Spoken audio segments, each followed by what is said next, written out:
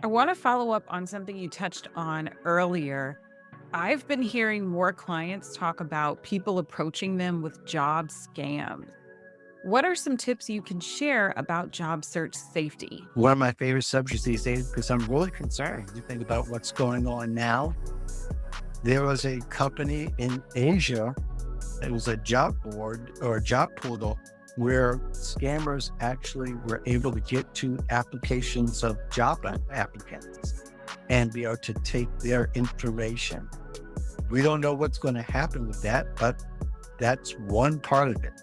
Another part of it is something that also happened in, I believe it was in one of the European countries, and I can't think of where now, where they had one of the employees actually thought he was talking to one of his coworkers in another country.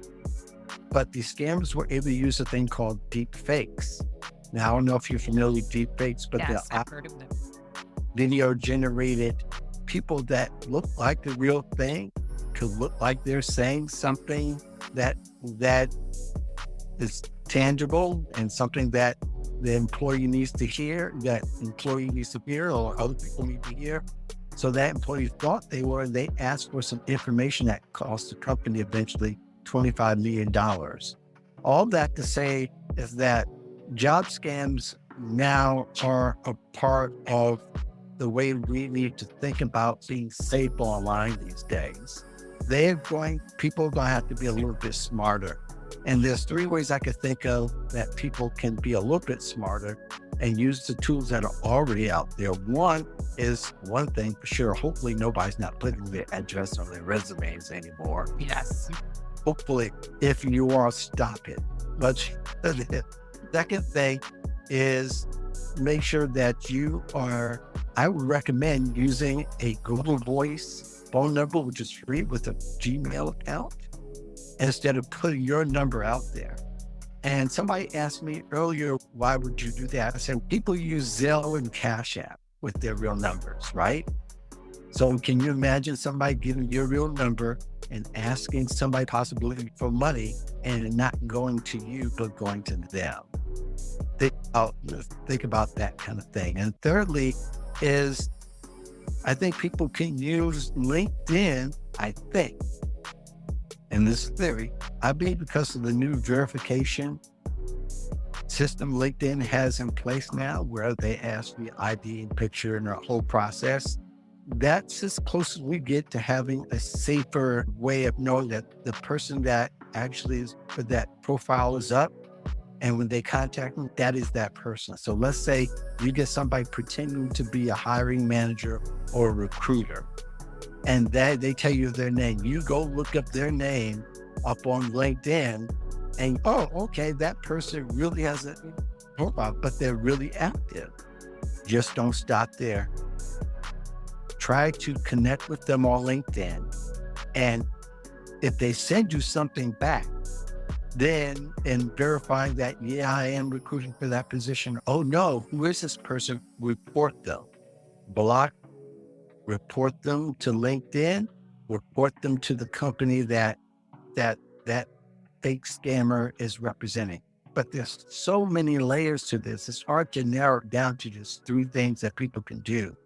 I think really another thing that people do, add a fourth one, is when somebody gives you a call or inquires for information, let them know. Say, I am vetting everyone that I talk to make sure they're not a scammer.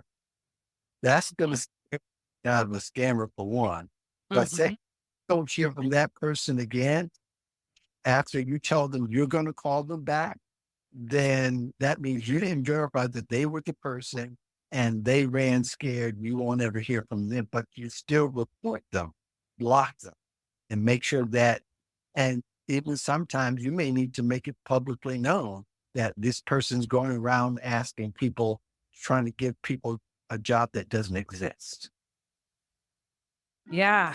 Job scams to me are, I don't want to say relatively new, but relatively new. It was never something I think we had to think about that much 10, 20 years ago. And now you hear about people being scammed all of the time. Thank you for those tips. I didn't even think about using a Google Voice number or having clients use those. One other thing I'll add, because I've seen this with some of the job scams, for most real positions, you should not be sending anyone any money as part of a contingency to get hired.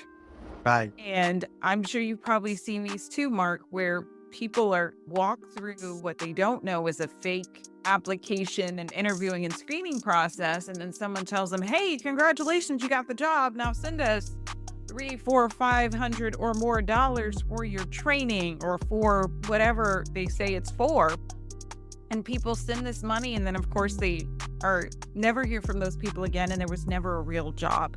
So I know that some jobs, but I think it's a very small percentage of jobs actually want you to pay for your own training. And if And they, you're talking about made. I've never seen statistics, but it's very it's small. very small. Yeah. But one thing I do want to mention is that it's not just the money that people are sending, because some really, when you compare to your data, your private data is much more valuable than the money that you would send. Because other ways scammers can make money off of your private data, such as, and I don't know if you've ever seen this, where you get an email say, hey, Portia, we got this list from SHRM and the SHRM conference that just happened. Do you want it?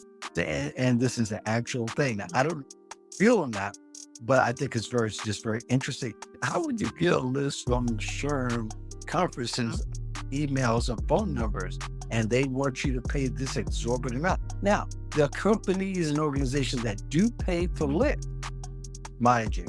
That's a real thing, but not everybody's real is happening. What they do is they use your data as bait. As soon as they can collect 100 random names or 200 random names and email addresses and phone numbers, either or, they've already won because they can sell it to other scammers who Right. sell scammers to other scammers. So I would say that your data is the most private and the most precious thing you can possibly have right now than the money. Losing $300, $400, that's a big deal. But someone making tens of thousands of dollars off of your other information, that's even a bigger deal. If you have they have a Google number, they're not going to be able to get your actual number, hopefully. And if you're using your email address, like for just specifically for a job search, like a Gmail, then they don't have your real address. And you can always put from the folders, report them, phishing, block Right. them. So you have better control over those. Very wise words. I hope everyone is taking notes, Mark, about what they should do to make sure they are safe and not falling for any of these job scams.